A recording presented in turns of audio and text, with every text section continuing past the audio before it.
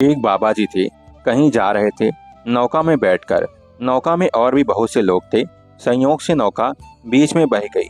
जो ही वह नौका जोर से बही, मल्लाह ने कहा, अपने अपने इष्ट को याद करो। अब नौका हमारे हाथ में नहीं रही। प्रवाह जोर से आ रहा है और आगे भंवर पड़ता है, शायद डूब जाए।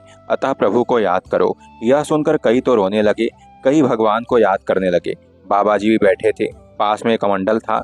उन्होंने जय सिया राम, जय सिया राम, जय सिया राम बोलना शुरू कर दिया और कमंडल से पानी भर भर कर नौका में गिराने लगे।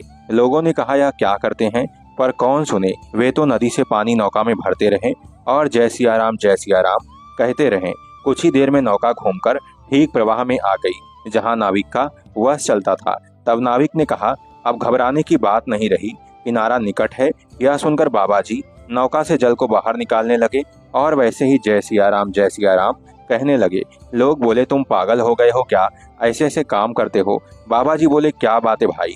लोगों ने कहा, तुमको दया नहीं आती? साधु बने हो, वेश तो तुम्हारा साधु का, और काम ऐसा मूर्ख के जैसा करते हो। लोग डूब जाते तब। बाबा जी बोले, दया तो तब आती जब मैं अलग होता।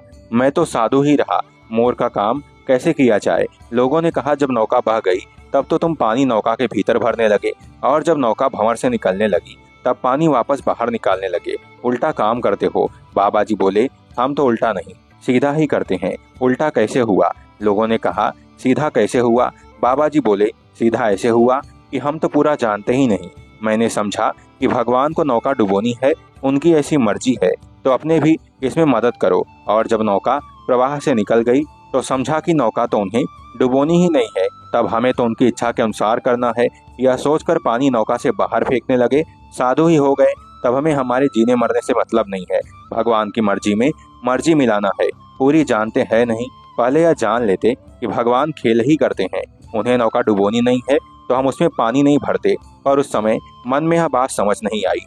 हमने यही समझा था कि नौका डुबोनी है, यही इशारा है।